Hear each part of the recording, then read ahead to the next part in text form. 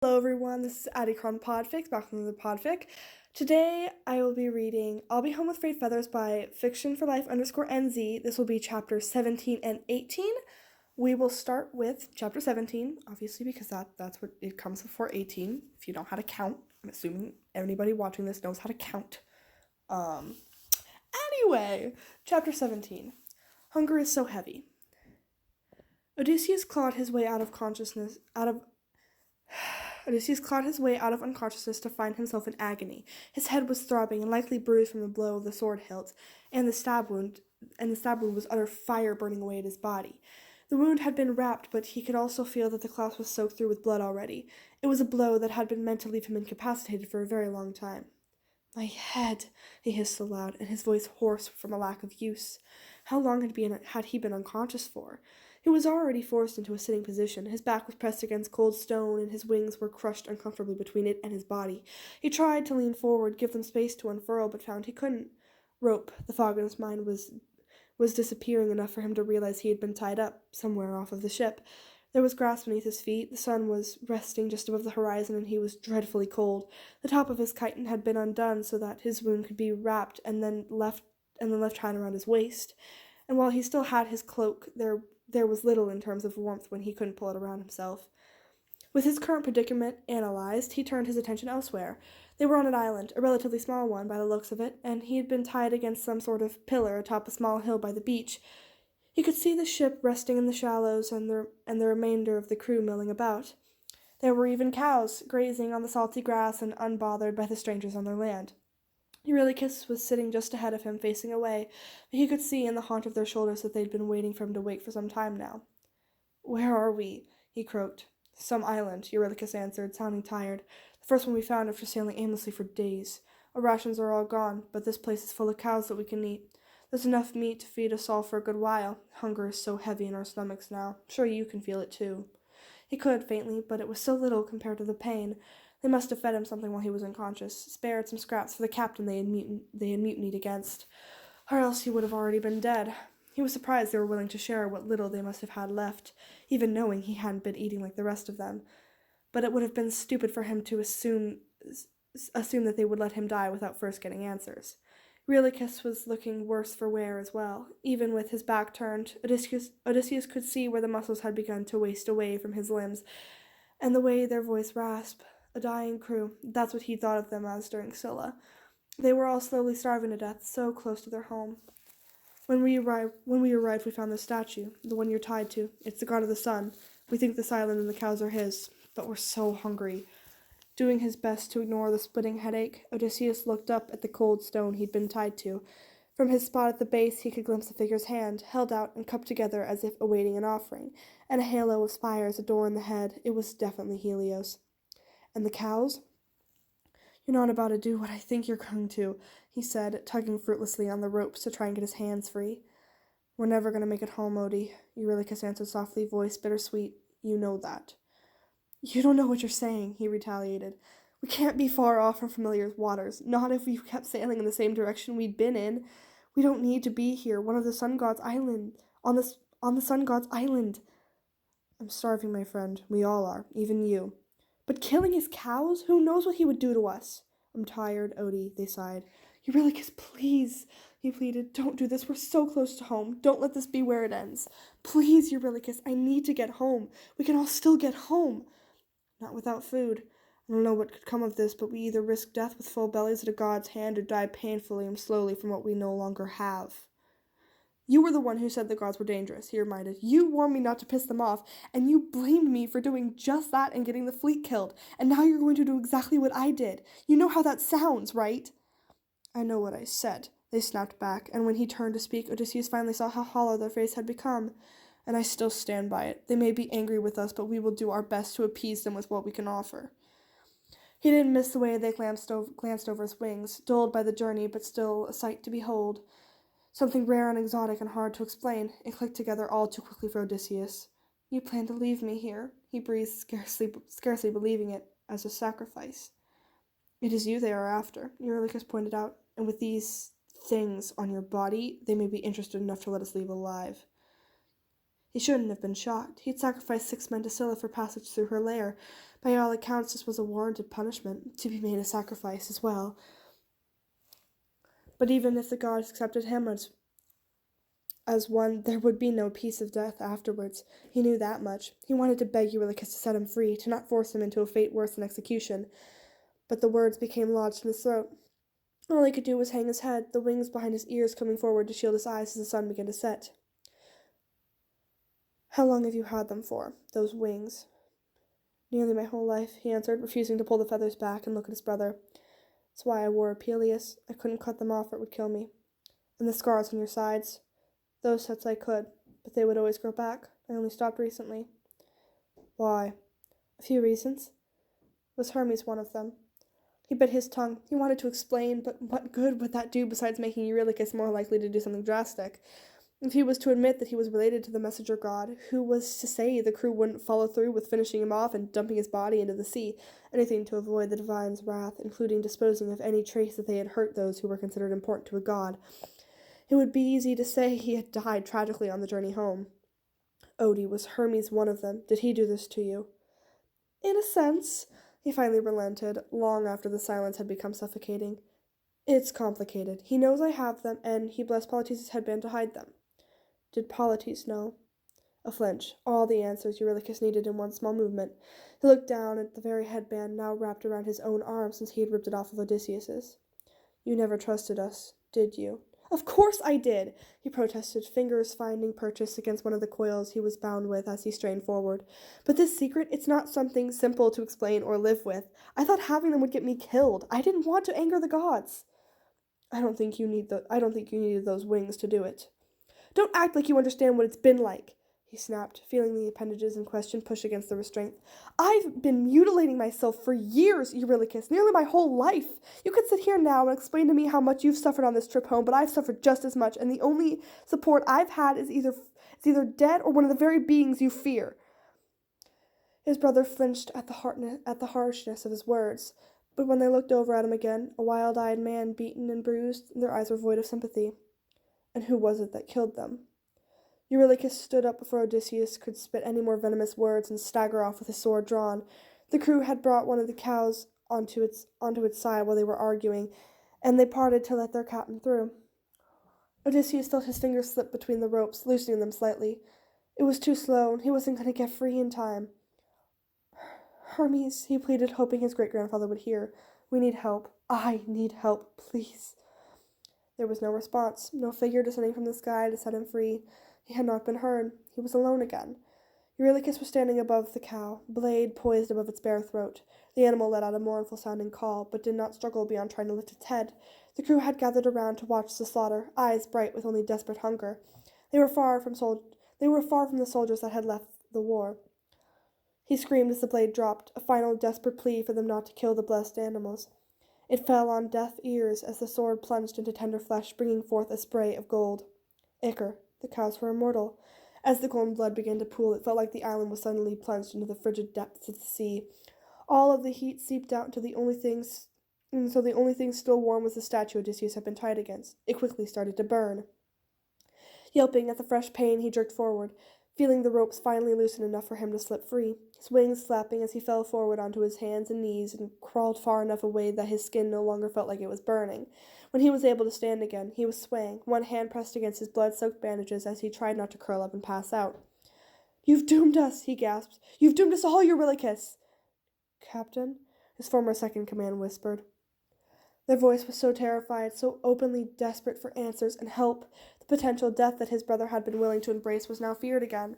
The crew was staring at him with wide eyes, waiting for instructions, a plan, a trick, an escape, anything to get them away from the wrath of a god that they had angered. We need to leave now, he barked, trying to pull himself together enough to move towards the ship. Get on the ship, grab the oars, and row with whatever strength you have left. With how quickly they responded, it was easy to forget mere minutes ago Eurylochus had admitted to him being a sacrifice to appease the god they knew they would anger, and Odysseus was not about to remind them of that. He was going home, even if his brain did not believe that right now. Those were Helios's cows. You killed his cow, and now he's pissed off. He may not come down to punishments, but who do you think he'll send instead? He stumbled and fell to his knees in the sand, all of his wings flailing in a useless attempt to hold him up. But just as quickly there were hands on his arms, pulling him back to his feet and half dragging him along. They made no move this time to touch his wings. How quickly they were to help him stand and board when they had hated and feared him so openly before he was knocked out. How quickly they were to treat him as the captain again when they knew their lives hinged on whatever his brain could scrape together to save them. He slumped against the mast as their prows got into position, gasping for air. The movement of his lungs scraped fire across his wound. He could feel fresh blood beginning to seep through. Even if they escaped the gods, there was a high chance he would simply die from bleeding out. "Faster!" he yelled. Clouds had covered the sky, circling above their ship. They hadn't even turned it around before the first bolt of lightning struck, each one landing in the water around them, a warning not to try and run from their judgment.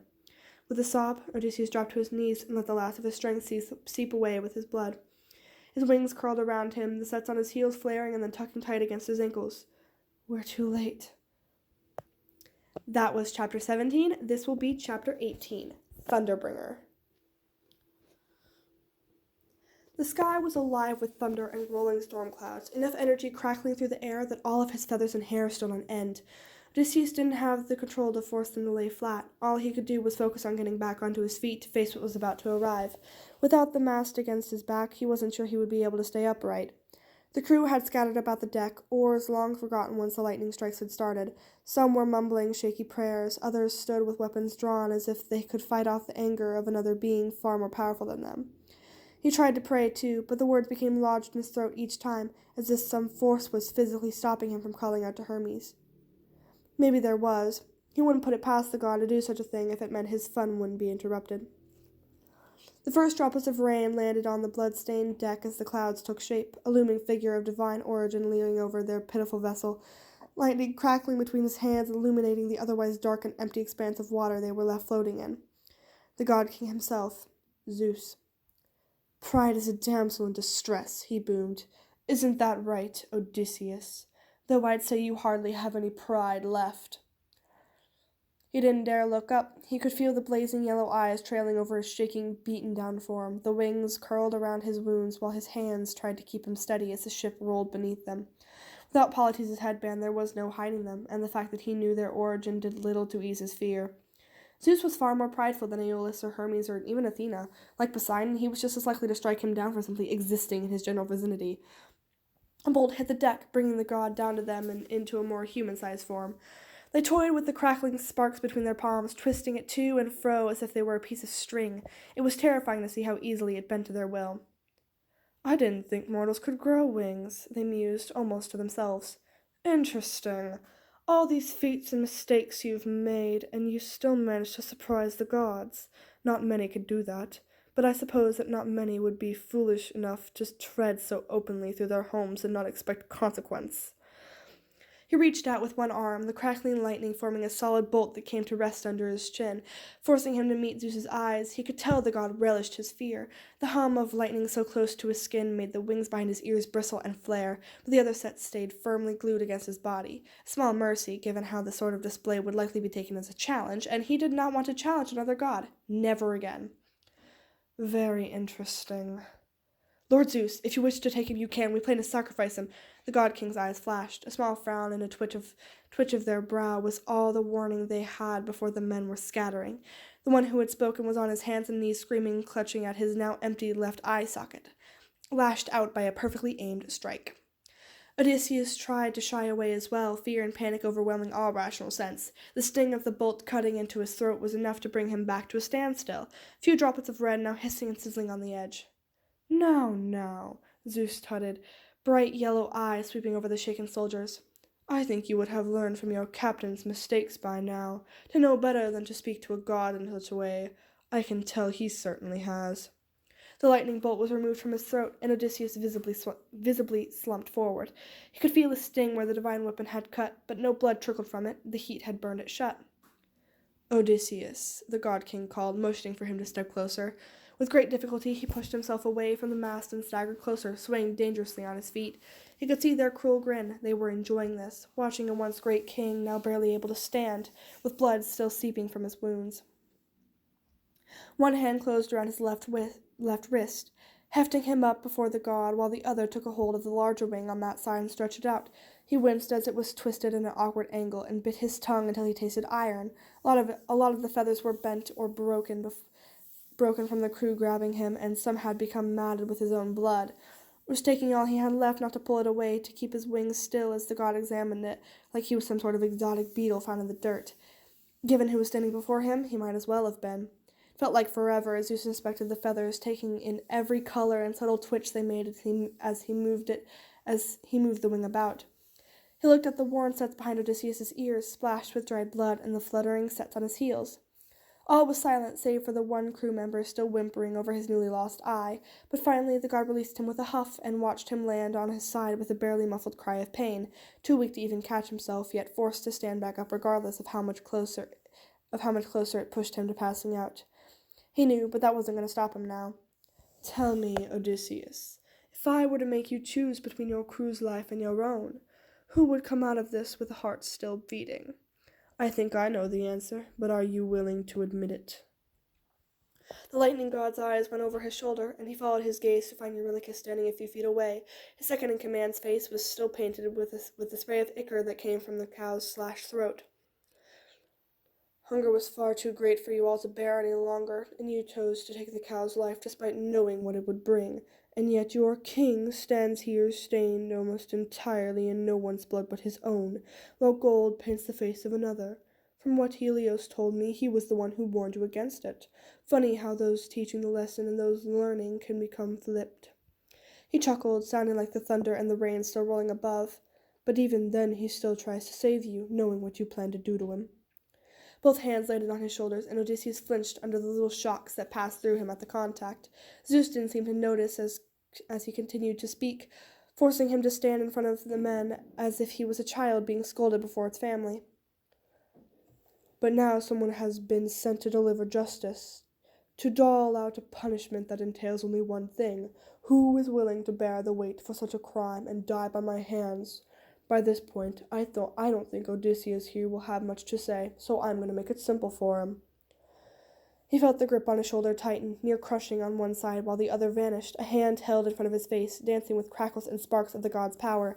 He craned his head away from it, wings clamped tightly over his ears as the pressure seemed to build. "Choose." "Choose?" he echoed shakily. "Someone is dying today, and you will decide who." "You?" The sparking hand drew closer, almost brushing his cheek, and then was swept out towards the huddled mass of men before them. The lightning dancing on his palm vanished, but the gesture still held all the danger needed to have them shaking. "Or your crew." He was struggling to breathe. Every inhale felt like shards digging into his chest. How feathers were alternating between bristling out and drawing in, movements sparked by his clashing mindset, one telling him to run, the other trying to cling to those last fragments of control he had over himself. Zeus knew the answer. They both knew the answer, but that didn't make it any easier. "Please don't make me do this," he begged, voice cracking with effort. "Please."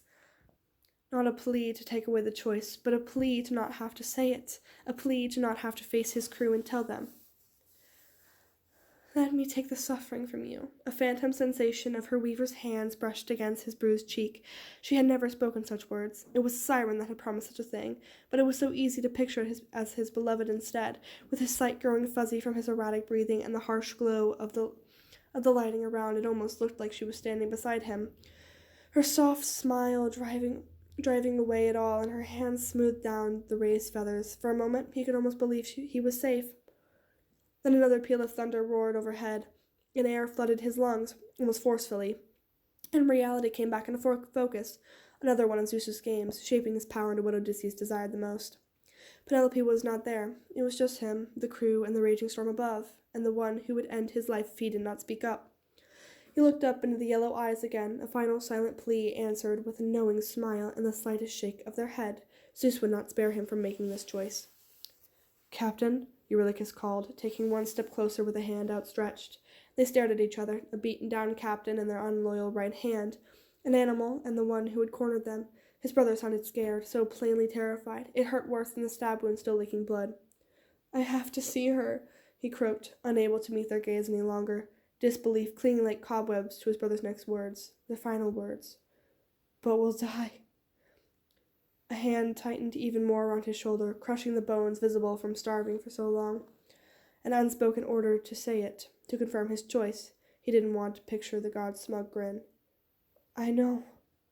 He couldn't hide the way his voice broke, and how Eurylochus's whole world seemed to break with it. His second in command, his best friend, his brother, staggered back as if physically struck, eyes wide and mouth open, but then they pulled themselves taut, like a soldier falling back in a line, head down, fists clenched, neither of them willing to meet the other's eyes ever again.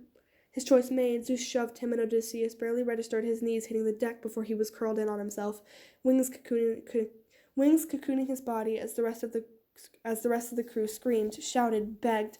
The God King had disappeared back in the clouds from which he had emerged, filling the dark sky with divine yellow light as the power and the pressure of the air built higher and higher. Some of the men were rushing for him, with weapons drawn, a desperate attempt to cut down his life and prolong their own, but they were not faster than a god, or the lightning they had called in their hands to throw. He forced the memories from his mind. Of all he and his crew had done together, had survived, he tried to fill his head with pain instead. Everything that they had made him suffer through because they refused to listen, anything to smother the guilt eating away at his very soul. The wings behind his ears curled forward, covering his eyes and plunging him into a welcome darkness as chaos unfolded around him. Don't look. Between the feathers he saw the flash of light as the bolt struck, the peal of thunder overhead as divine justice was delivered. Heat and the smell of burning filled his senses as everything around him was engulfed, all while he remained untouched and destroyed. Distantly, he felt his body hit the frigid water of the sea. His wings unfurled, and through the stinging salt he saw the dim light of the surface fading out of reach. His fingers twitched for it anyway, but he could not find anything left in him to move. As his breath bubbled up to the surface, he called for Hermes, hoping that whatever Zeus had done to stop his prayers was now gone with the ship, asking them to come back and guide him to the underworld so that his passing would be in the company of someone who had done nothing but care for him, and begging that the messenger god would look after his family since he could not. He had long since disappeared from sight by the time a winged figure dropped down from the skies, only to find an island's shore covered in burnt bodies and debris, having heard the cries for help far too late. And that was chapter 17 and 18. I hope you all enjoyed, and I'm going to tell you guys a story from school because it's kind of funny and just to lighten the mood, because those were quite the chapters. Yeah, so I'm gonna tell a school story to lighten the mood a bit. Anyway, so I take band class, I play trumpet, and I love playing trumpet. I've been doing it for 3 years. Anyway, so our band teacher was gone on Thursday and Friday because she was sick. So I assume she's gonna be back on Monday. But we had one goal, but the class was in chaos. We had a sub who didn't really care what we did. He's the school counselor because we didn't have another sub. So we just had the school counselor as our sub, and he didn't really care what we did. And so it was kind of chaos. Half of us kind of did what we were supposed to, and then the other half didn't do anything they were supposed to, didn't even try and learn the music. But so basically there are these big drums that we have. They're called timpanis. So big drum, and somebody broke one of them. Luckily it was just the top, it wasn't the actual drum. I think that part of the drum might be replaceable. I'm hoping it is, because we wrote that guy's name down, but otherwise we're all screwed. And also two people decided to get on her office chair at the same time and snapped it. So that they broke her office chair. So I mean, the rest of us wrote down their names and what they did and was on behalf of the 7th and 8th grade girls, these people did this. The problem was mostly the 7th grade boys, minus this one 7th grade boy who did completely what he was supposed to the whole time. But but like we wrote her a note and everything because we do not want to get punished on Monday when we go back to school. And I really hope we don't, but I also really think we're going to, because like that was ridiculous. Anyway, I hope that little story lightened the mood. I will be starting a new series next week. I have decided not to do any more one-shots because I have a series that I think will meet most of the requests. Like, because I got a request, I got 2 requests for Angst and one specifically for Will Solis or Nika or like Soul Angelo stuff. So I have one that's got 6 chapters, so it's pretty short. It's like 9,000 words. And it is called The Great Cabin Falling Out. And it takes place between the Titan War and the Lost Hero. So it takes place like within that 4 months. And it is about Will, and it's kind of angst, though it's also kind of not, and it has a happy ending. So I will be starting that fic next week. And then when I finish that one, I'll do another one shot after that. So I think what I'm going to start doing is I will do a series, and then if I'll do 2 series at a time, and then if I finish one of the series, I'll do a one shot, and then I'll start another series. So this one won't be done for a while, and I know exactly the series I'm going to do after this because it is part of this series. It's like alternatives to this alternate, but they're done by the same person. And it's really cool because it takes a look into what could have happened if pieces of this story were changed. So I'm going to start that after I'm done with this, and I don't think I might do a one shot in between, but I don't think I will. No, I will. I know what I'm going to do in between. Yep, I know what. Okay, so I've got the next lot of weeks figured out. Yeah, so next week I'll start Great Cabin Falling Out. I'll continue this. And I'll figure out what I'm going to do from there. Anyway, suggestions, recommendations are always welcome. If I have not seen or read the fic, I will read it and then I will decide if I'm going to do it. I'm still working on reading The Coral Palace. It's getting really good, and I will definitely do it. I will definitely podfic it once I'm done. And once I have a slot for it, I'll fit it in there because it's really good. Anyway, I hope you all have a good night or day wherever you are. And I hope you all enjoyed. Anyway, I'm so sorry for rambling for so long. I'm realizing how long I've just been rambling. And I know most people probably aren't still here for this. So,